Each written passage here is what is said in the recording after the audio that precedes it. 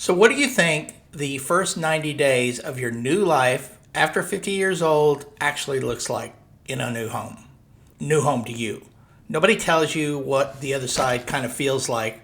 And there's no shortage of content. You can find it all over YouTube, whether the market's right, whether the timing makes sense, whether you have made a mistake. But almost nobody ever talks to you about what happens afterwards. What happens those first weeks and months, actually, what do they look like when you first make that decision? You've done the work, you've gone to the closing, and you're standing in the new place. You're starting a new chapter. And I think the silence of this portion is a part of the reason that a lot of people probably stay stuck and don't move.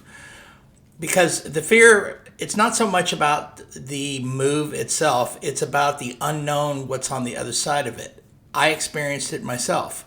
And when you can't picture something clearly, I'm 62 years old. And so when it sits in your imagination kind of like as a blurry someday kind of deal. And it's almost hard to commit to. And so today I want to try to remove some of that unknown that's associated with it. And I want to walk you through, based on my own personal experience and other experience of people that I've helped and that have gone through this, and what the first days of their new life, and they're generally people after 50 years old, looks like. And we're not going to do any highlight reels or no hard, pictures of pretty things. Let's talk about the real things. So let's get into it. So before we talk about the 90 days, let's talk about day one. I want to start from the beginning. Not the planning, not the packing. The moment that you open the front door or the garage door and you cross that threshold of your new home, and for the first time, not as a visitor, not going on a showing, not being with your realtor, but as a person who lives there now. It's yours. You have the keys. And I've heard people describe this in kind of different ways. And I'll tell you my way. Some people, they'll feel like this huge rush of excitement. They're just ready to go. Let's get in the front door. Some people kind of feel this kind of awe about, wow, this is really mine. That's the way I felt. And some people, they're always a little bit embarrassed to admit this, but some of them are just so exhausted and so tired from the whole process. Because in Texas, sometimes it takes, 30 days or even longer to close on a house. And you've gone through a lot of stuff, especially if you're packing and moving and doing all that stuff all before that day. And I want you to know that all this is normal. But because nobody tells you about day one, it doesn't feel like an arrival so much. It feels more like a beginning. An arrival is more like you've run a marathon or a race or whatever, and you've arrived at the finish line. Well, when you're walking in the front door of your new home or a home, that's the beginning of your new life. That's the beginning of your next chapter. And everything that you've been working toward as a team with whoever, your family and your friends and your realtor and all that, now this is the moment that you kind of realize that this is a starting line. Everything that I have been working toward has brought me to this exact point. And that's not underwhelming. It's actually exactly right. I mean, that's day one is just day one. Here we go. And what matters is what it grows into. That's the exciting part. And that's what the next 90 days are for. So, all right, let's go. First 30 days. The first 30 days, you kind of have this feeling. I've heard this described over and over again, that the word people most often surprises people is the word curious. And when I say curious, I'm talking about it's not uncomfortable. It's not even happy necessarily. It's just curious.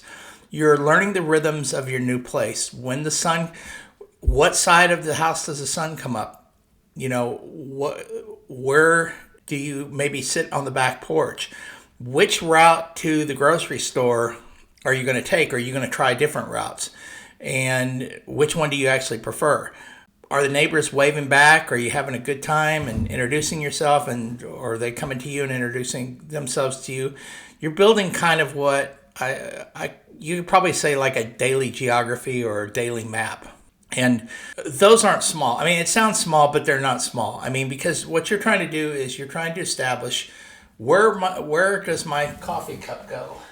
And my coffee cup is right here. Where does my coffee cup go? Where's my favorite chair going to be?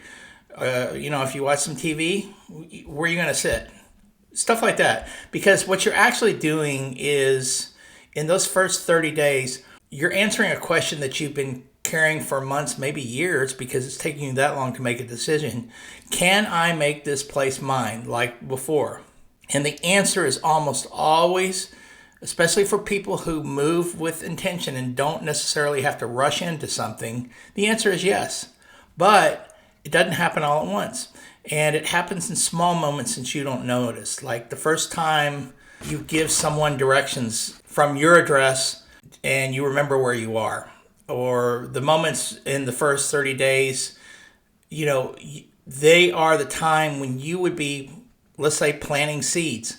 And you don't see much above the ground yet, but something's taking root. All right, so now, day 30 to 60. This is where you're starting to find your rhythm. By the time you hit that 30 to 60 day mark, something starts to shift. And the curiosity is still there, but it starts to settle in a little bit more comfortably. Something that feels a little more like belonging, like this is where you've been for a while.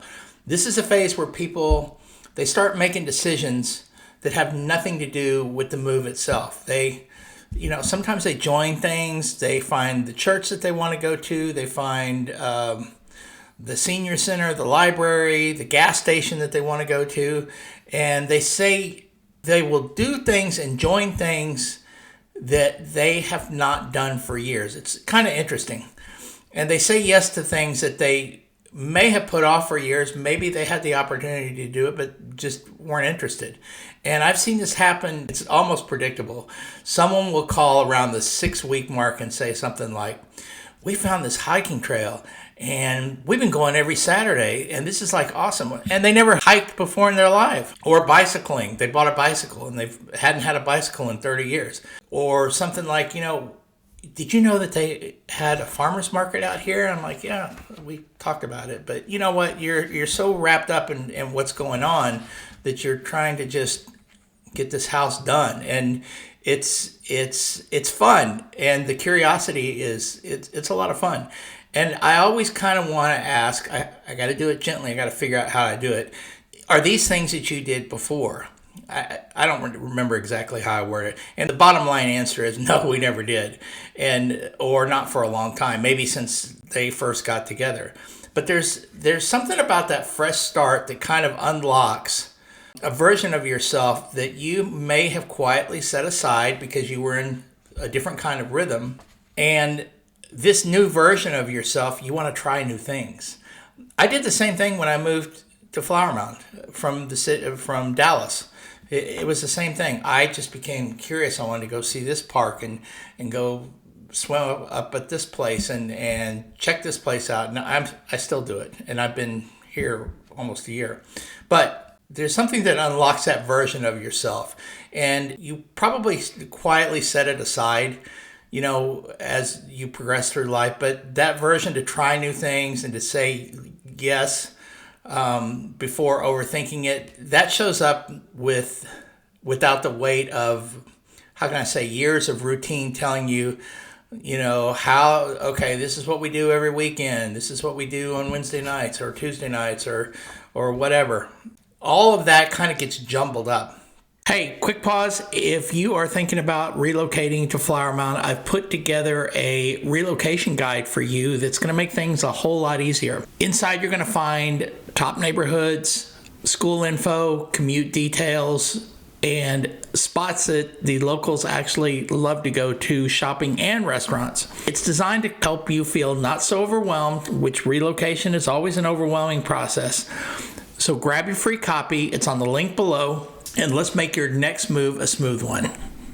This is a phase where people start to feel it. And not just think it, but feel it. And the quiet realization that, wow, you know what? this was the right move. And not because everything is perfect. You probably still have boxes. Maybe something's broken. You've had to call an electrician or a plumber, which I did. A few things like that. But there are still systems that you still have to be figured out. But underneath it all, there's an alignment, a sense of your daily life that's starting to match the person that you're growing into. You're growing. And I've talked about that several times. And that feeling, it doesn't go away. In fact, it's going to get clearer in the next 30 days, which would be the 60 to 90 day mark. So this is a phase that nobody really warns you about, and it's not because it's a problem, but it's actually the best part. Somewhere between day 60 and 90, something happens that I can really only kind of describe, which I felt myself as kind of a quiet settling. The questions really kind of stop. The curiosity is still there, but it's not as strong because it's not the practical questions. Those continue forever. That's just life. But the deep questions, the ones where running into the background of every decision for the past year or two, did we make the right choice? Is this really where we're supposed to be? What if we regret this? And those questions, you know what, they get quieter, and then somewhere in the third month, they stop. And not because you found a definitive answer, but because the evidence of your daily life is answered for them for you. I mean, now you found your favorite trail, right? Your coffee shop, your grocery store. Maybe you've met some friends at the farmer's market. Maybe you've met some friends in the neighborhood. You're going out and having dinner, which you probably may not have done for years and years. Without realizing it, you're beginning a new life. And this is a moment that I've watched happen dozens of times when people say the same thing I mentioned before in other videos. And the phrase that comes up all the time is, why did we wait so long? I said the same thing. I wrestled with this for 2 years, and I'm in the business. So if it happens to me, and I should be able to make a quicker decision, but I'm not. And it's not with regret. It's not with any kind of wonder, but it's with that kind of gentle disbelief that comes when you realize that the thing you were afraid of turned into the best chapter that you've written. You can call it your epilogue, because this is your new beginning. This is the new you. That's day 90. And that's the other side of the unknown that you may be afraid to step into. So let me try to tie all this together, because I want to walk you through those 90 days, not just to paint a pretty picture, but I've walked through them myself because I want you to understand something fundamental about the hesitation you might be feeling right now. And the unknown is only the unknown until you're in it, just like the whole fear thing, fear of itself, whatever it is. And once you're in it, you've already taken steps, maybe made the move, started the chapter. It becomes your life and your rhythms, your people, your mornings, your daily coffee, and that 90 days, they're not a fantasy. They're a pattern. I've watched it play out enough times to tell you, that's the real confidence that when you look at the other side of what people have done when they've moved with intention, that discovery, that rhythm, that arrival, that's the arc. And that starts kind of with a single decision. It's not a perfect one. No decision's perfect. Not a certain one. It's just an intentional one. This is what I intend to do, and this is how we're going to do it. And hopefully it'll work out, right? And the retirement years think about the retirement years you've been working toward. You're after 50 years old, right? And they don't really announce themselves. They don't tap you on the shoulder and say, okay, now's the time, you're done. They just quietly become your life one morning at a time. And the question is, which mornings are you willing to keep waiting through? And because 90 days from now, you could be the person calling me saying, hey, I don't know why we waited so long. Or you could be the other person that's watching and waiting for another season to pass and go, you know what? I think we'll wait through the winter. I'm Chris Hooper. We'll talk next time.